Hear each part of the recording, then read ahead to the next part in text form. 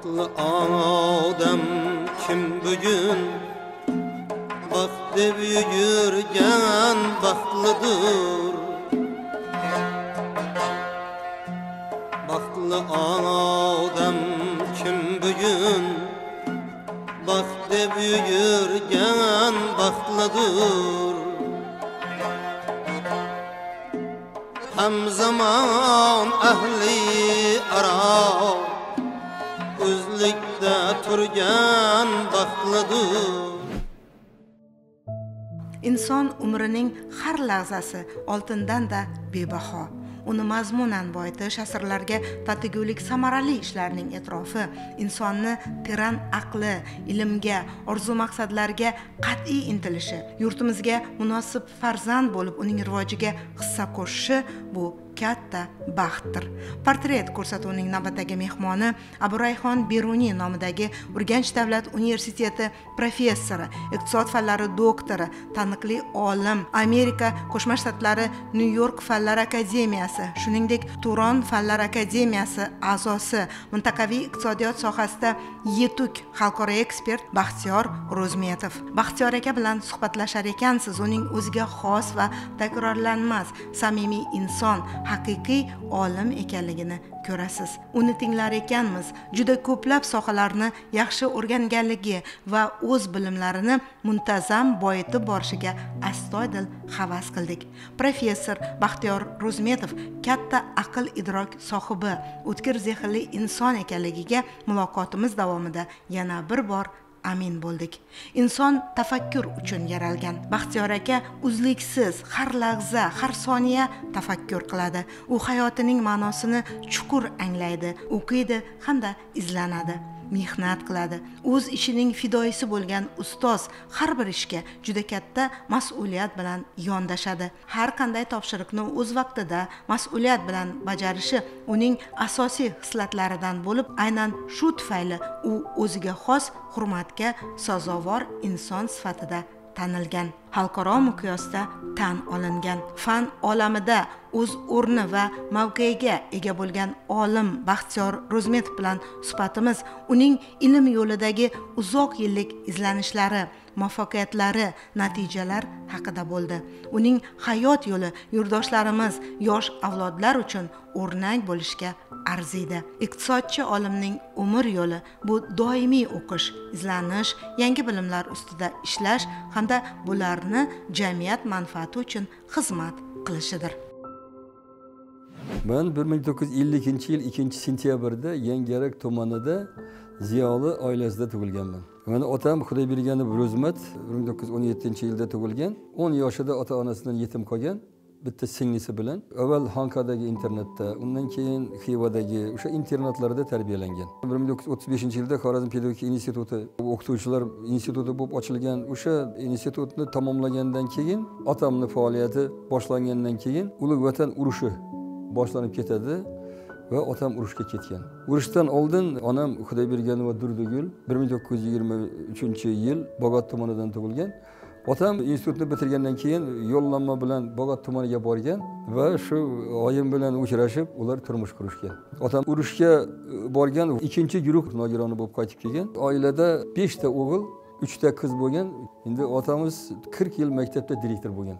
Onamiz uy bekasi bo'lgan. Birinchi savodni otamdan olganman. 5 yoshimda maktabga borganman.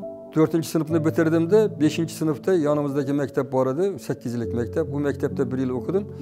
Shu vaqtda 1961-yilda Urganch shahrida 4-maktab internat ochildi. Dadam meni olib keldida, bu endi men katta o'g'ilman. Shu meni ishlarimni, sulolamni davom qildiradigan meni orzu umidim. Hozirdan sana endi shunga tayyorlashim kerak. Shu maktabda 3 yil o'qidim men. Muvaffaqiyat garovi birinchilikka intilishdi.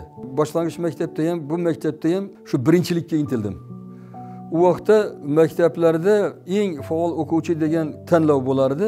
1963-yilda ana shu tanlovda g'olib bo'lganman. O'sha vaqtda bizga Xorazm viloyatining 14 ta o'quvchisi, har tuman shahardan bittadan o'quvchi, Toshkent, Moskva, Rigaga yo'llanma berishgan. 1964-yilda a'lo baholarga bitirdim maktab internatni, 9-sinfni, 10-sinfni. Yangiyarak tumanidagi 1-son maktabiga o'qishga bordim.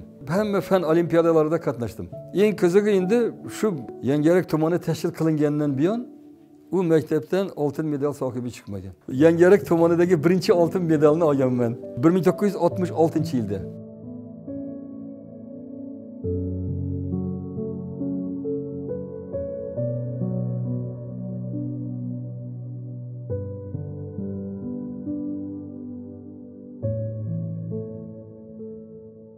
Matematika o'qituvchimiz Hojiboy Nazarov o'z fanini fidoyisi bo'lgan, maxsus matematika sinflarini birinchi tashkil qilgan O'zbekiston Respublikasidagi matematika o'qituvchilaridan hisoblanadi. Bu matematika sohasini endi juda katta bilimdoni edi. Meni matematikaga hamma ishonchimni, o'sha hamma ilmimni, bilimimni bergan. Shu bilan Samarqand davlat universitetining mexanika matematika fakultetida 15 yoshimda student bo'lganman. Bu 1966-yil. 1971-yilda men universitetni tugatdim. Endi keyingi taqdirim ham o'sha universitetni tugatishim bilan bog'liq. Endi matematikani 10 dan oshiq yo'nalishi bor. Men endi o'zim Al-Xorazmiy vatani bo'lganim uchun kibernetikani tanlaganman.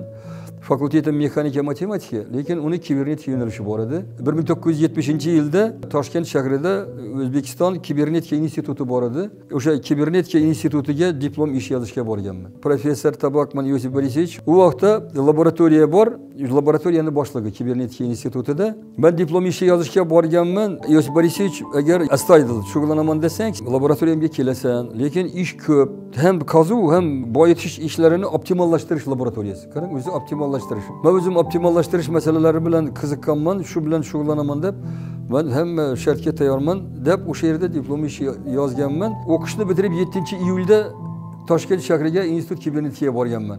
Hamma odam diplomni olib, qishlog'iga borib, oilasiga borib shug'ullanganman, va'da berganman. Men o'qishni bitiraman u kelaman deganman. Men injener bo'lib ish boshlaganman va armiyaga ketganman. Toshkentdan kibernetika institutida armiyaga ketganman.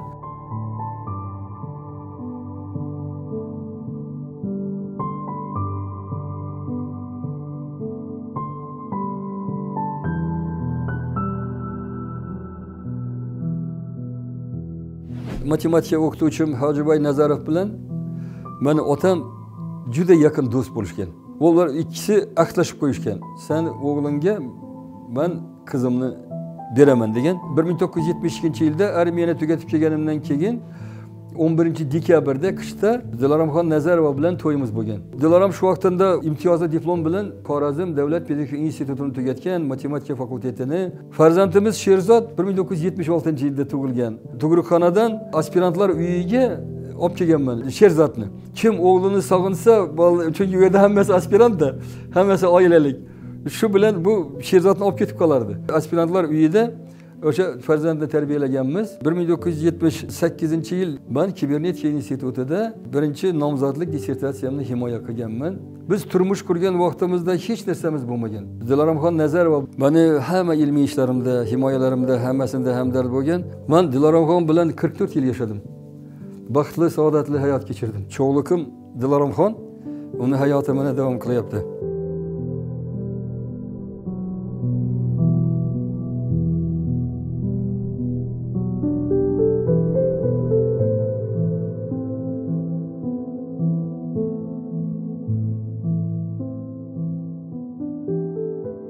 İlmiy ustozim Yo'ishbosh Tabakman, u hozir Kanadada yashaydi. Mavzuim ko'p agregatli tizimda, ko'p agregatli degani qazib olish kerak, transportirovka qilish kerak, boyitish kerak. Ko'p agregatli tizimda optimal rejalashtirish. Shunday qilib rejalashtirish kerak, shunday qilib matematik model tuzish kerak. O'sha formulani ishlab chiqqanman. O'shani kompyuterda programmasini tuzganman. O'shani Olmaliq tok metallurgiya kombinatida, keyin Navoiy kon metallurgiya kombinatida o'sha kompyuter dasturim hozirgacha ishlayapti. O'shani himoya qilganimdan keyin 1979-yilda Xorazm viloyatida kibernetika institutining filialini tashkil qildim. Bu juda katta voqea edi. Faqat markazda emas kibernetika instituti. Endi uni bo'limi o'sha Xorazm viloyatida. Fan va o'quv yurtlar bo'limini boshqardim. 4 ta lavozimda ishladim. Oldin instruktor bo'ldim, lektorlar guruhining boshlig'i bo'ldim. Undan keyin bo'lim boshlig'i bo'ldim. 1982-yildan boshlab meni ilmiy faoliyatim boshlangan. Chunki fan va o'quv yurtlar bo'limini boshqarganman. Xorazm davlat pedagogika instituti ilmiy kengashining a'zosi bo'lganman. Baxtiyor Ro'zmetov kasbiga fidoyi, mehnatkash, kamtarin va izlanuvchan olim. U o'zining boy tajribasi bilan bakalavrlar, magistrlar, fan doktorlarini tayyorlashga, ilm-fan rivojiga ulkan hissa qo'shmoqda.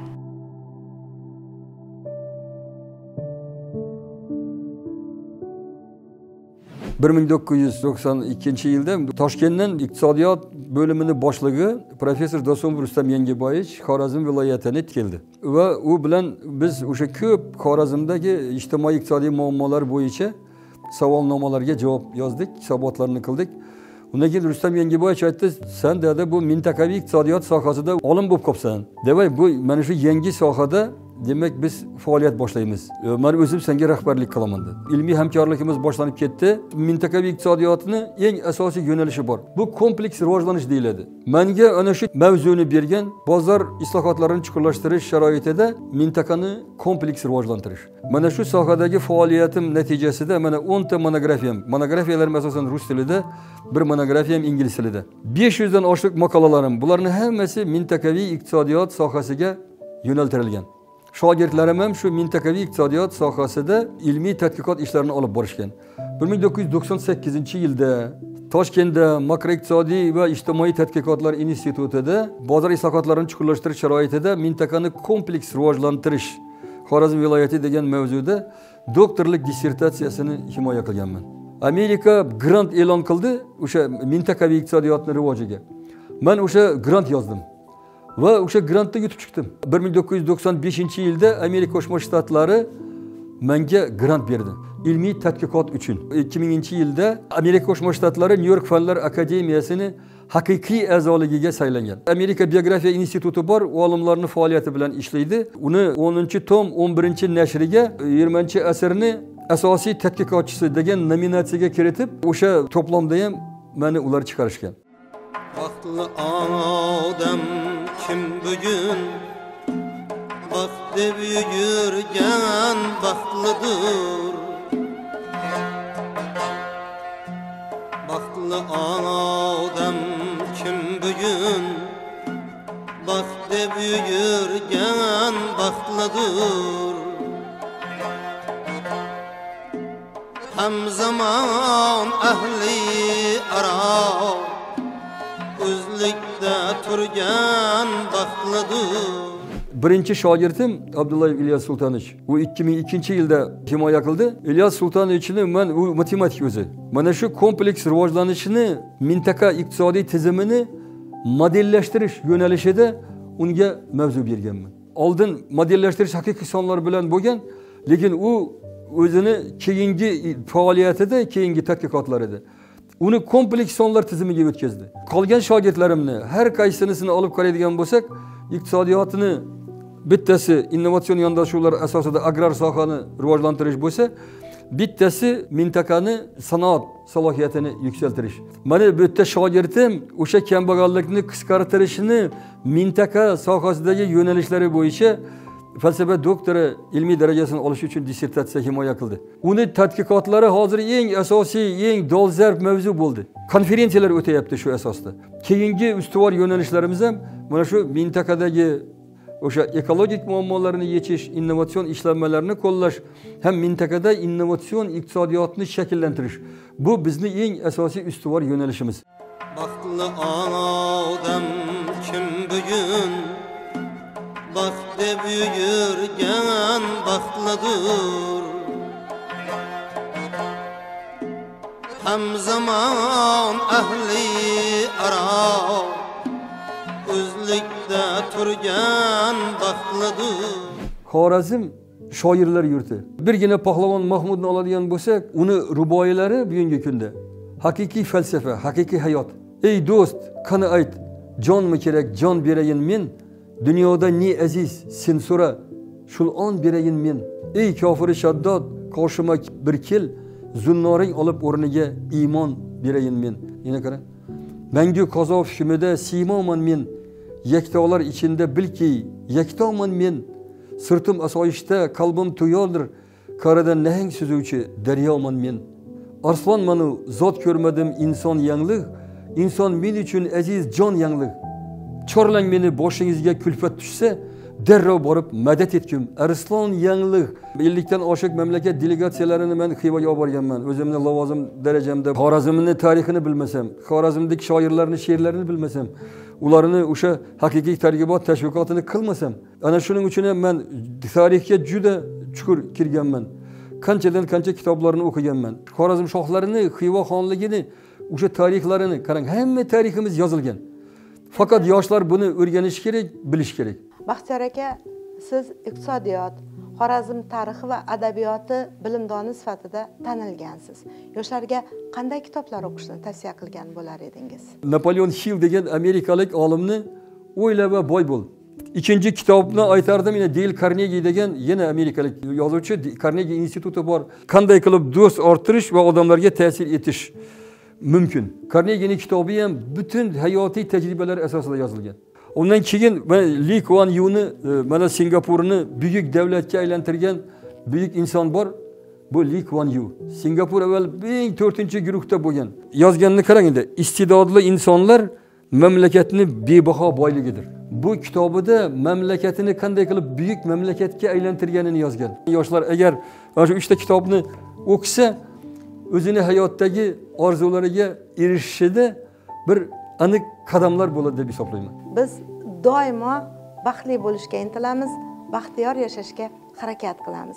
Sizningcha, Baxtiyor aka, baxt tushunchasi nima va siz baxtlimisiz? Baxtga hamma zamonda mashoyix va allomalar o'zini ta'rifini bergan. Buyuk allomalarning fikrlaridan kelib chiqadigan bo'lsak, Zebun Niso, Avrangzebning qizi u shoira, bilasizlar, baxt ilmda degan. Demak, agar siz ilmli inson bo'lsangiz, siz baxtlisiz. Masalan, Leonardo da Vinci'ni agar fikrini aytadigan bo'lsam, baxt eng ko'p mehnat qilgan insonga nasib qiladi. Endi baxt tushunchasini, formulasini eng asosiysi, baxtga erishish uchun atrofingdagi odamlarini tushunishing kerak. Ikkita oila a'zosi bir-birini tushunsa, buni o'zi baxt. Men Zebun Nisoni fikriga qo'shilaman. Baxt ilmda. Al-Xorazmiyning gapi bor. Ilmli odamlar ezgu ishlarga moyildir degan. Baxt bunga har kim o'z yo'li bilan erishadi. Men aytib yuraman, meni ismimni otam Baxtiyor qo'ygan.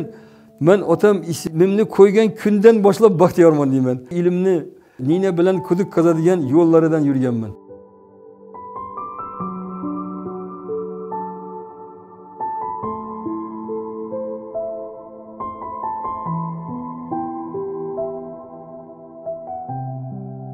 Baxtiyor aka, sog'lom turmush tarzi haqida har xil fikrlar bor. Bu bo'yicha sizning fikrlaringiz, ya'ni sog'lom turmush tarziga amal qilish bo'yicha. Sog'lom turmush tarzi va tibbiy madaniyatni shakllantirish bu mamlakatlarning eng asosiy siyosati hisoblanadi. Birinchidan, odam o'zini sog'lig'ini o'zi bilish kerak. Tibbiy madaniyatni shakllantirish kerak. Sog'lom turmush tarzini o'zini yo'nalishlari bor. Uni har bir inson bilish kerak. Men yana Barqaror rivojlanish markazi Xorazm viloyat bo'linmasining rahbariman.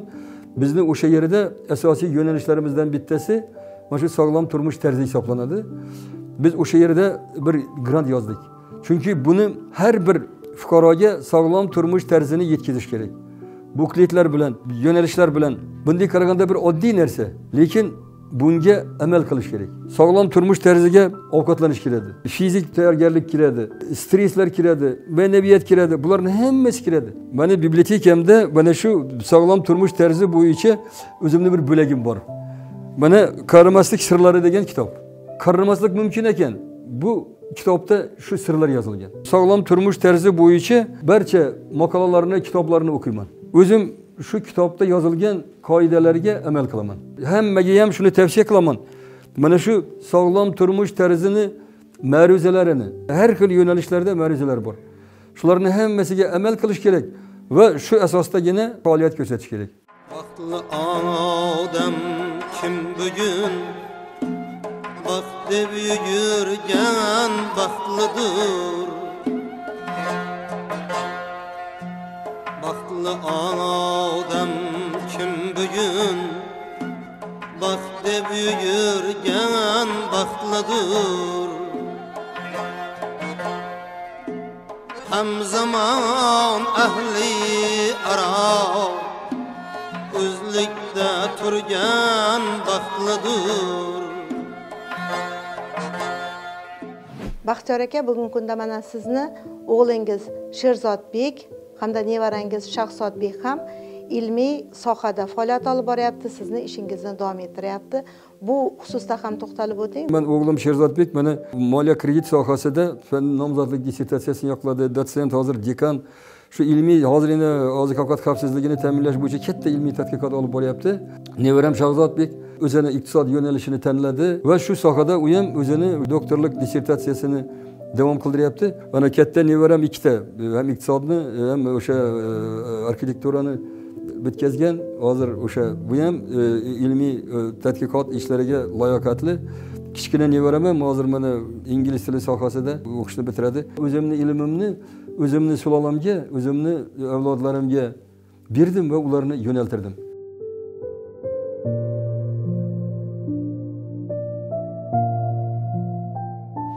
Lektorlik mahorati hamda notiqlik san'atiga qanday erishgansiz? Lektorlik mahorati va notiqlik san'ati bu juda og'ir mehnat natijasi. Men shu ikki yo'nalishda ta'lim olganman. Juda ko'p olimlarni, juda ko'p tadqiqotchilarni asarlarini o'qiganman. Shoir bo'lib tug'ilish mumkin, lekin notiq bo'lib shakllanish kerak. Auditoriya bilan jonli muloqot, ularni o'sha auditoriyaga beriladigan motivatsiya, o'sha odamlarning ensasini qatirmaydigan gaplar, bular juda og'ir mehnat natijasida paydo bo'ladi. Haqiqiy notiqlik san'atiga erishmoqchi bo'lsangiz, uning uchun o'sha kitoblarni o'qish kerak. Ularning usullaridan foydalanish kerak. Bir ishni qilaman desangiz bitta mehnat qilasiz. Ikkita ishni qilaman desa ikkita mehnat qilasiz. Lekin notiqlik san'atiga erishaman desangiz 3 ta mehnat qilasiz. 3 marta ko'proq mehnat qilsangiz, lektorlik mahorati va notiqlik san'atiga erishasiz. Do'stlaringiz ham ko'pmi, Baxtiyor aka? Meni sinfdosh do'stlarim bor. Universitetda birga o'qigan do'stlarim bor. Faoliyatimdagi do'stlarim bor. Qarindosh urug'lardan do'stlarim bor. Hamma sohadagi do'stlarim bor. Men endi ular bilan hamisha muloqotda bo'laman. Ular meni o'zga sayyoralik deydi. Sen aytadigan, biladigan gaplarni biz aniqlamoqchi bo'lamiz, lekin butunlay boshqacha gap aytasan deydi. Men do'stlardagi samimiylikni qadrlayman. Insonlardagi eng asosiy fazilat bu samimiylik. Ikkinchidan, manmanlikni juda yomon ko'raman. Endi men Al-Xorazmiyni, Avesta to'g'risidagi bilimlarini, Al-Xorazmiy to'g'risidagi bilimlarini otamdan olganman. Ezgu fikr, ezgu amal, ezgu ish. Qarang endi. Hamma faoliyating ezgulikka yo'g'rilgan bo'lishi kerak. Har bir ishingdan ezgulikni hidi kelib turish kerak. Manmanlikka berilmaysan. Eng asosiy menga bergan o'sha ikkita narsasi mana bir umr hayot so'qmoqlarida, lavozim pilla poyalarida. Mana butun faoliyatimda menga dasturul amal bo'lib xizmat qilgan. Yassaviyning she'ri, yana qarang. Meni hikmatlarim olamga daston, qilur bir lahzada cho'lni guliston. Pur hikmat so'zlarim anglagilov uk, agar olim bo'lsa jonim tasadduk. Endi keyingi eng yaxshi ko'radigan shoirlarimdan bittasi Bedil, uni bitta she'rini qarang endi. Bo'lib g'ofil o'zimni ko'p ki g'oratlar qilurman men. Ko'zim ochib tag'in dilni imoratlar qilurman men. G'ariblar kulbadidan boshlagim Ka'ba tavofini va o'z majnun dilimni ham ziyoratlar qilurman men. Sinib qolganda ham gulbarg butun olam bilan tengdir, chimirtirmoq uchun qoshing ishoratlar qilurman men. Tayammum aylagim o'z hokimi, istab omonliklar, demam zohid kabi toshqin ibodatlar qilurman men. Bu xulq bilan dilimga do'zax solmasa agar taqdid, nechun bedil tilab behishт ibodatlar qilurman men. Endi hayotda qiyinchiliklar bo'ladi. Qiyinchilikdan qo'rqmaslik kerak. Faqatgina ilm bilan, tajribalar bilan shu asosdagina qiyinchiliklarni yengish mumkin. Hayot qiyinchiliklarsiz bo'lmaydi, lekin to'xtab qolmaslik kerak. Yoshlarga Alloh umr bergan, omad bergan, davlat bergan, barakot bergan. Shulardan hammasidan foydalanish kerak. Bularning hammasiga faqat ilm bilan erishish mumkin. O'zbekistonda hamma sharoitlar yaratilgan. Yoshlarni biznesi uchun, yoshlarni rivoji uchun harakat qilmasang hech narsa bo'lmaydi. Shuning uchun mana shu imkoniyatlardan foydalanish kerak. Ilm orqali istalgan maqsadga erishish mumkin. Urganch davlat universiteti professori Baxtiyor Ro'zmetov portretidagi har bir chiziq bu insonning hayot yo'lidagi izi, bilim va ma'naviyatga bo'lgan intilishining ko'zgusidir. Ushbu chizgilar insonning murakkab, lekin go'zal va ma'noli dunyosiga olib kiruvchi insonning haqiqiy tasviridir. Agar hayotda xursandchilikni sevsangiz, sog'ligingizga, baxtiyorlikni sevsangiz, xulqingizga, barhayotlikni sevsangiz, aqlingizga e'tibor qiling. Buyuk faylasuflardan biri Abu Rayhon Biruniy aytganlaridek, donishmand va olimlarning xulqlaridan o'rnak olish yaxshi xulqlarni yaratadi, yomonlarini yo'qotadi. Baxtiyor aka o'z hayotining mohiyatini chuqur anglab yashamoqda. Qahramonimiz bilan muloqot jarayonida iqtisodchi olim insonning adabiyotni, tarixni chuqur bilishini ko'rib, unga chin ma'noda havasimiz keldi. Ko'rsatuvimiz davomida Urganch davlat universiteti talabasi Shohsanam Hakimbayeva Baxtiyor Ro'zmetovning portretini chizdi. O'z portretidan ustozning ko'ngli to'ldi.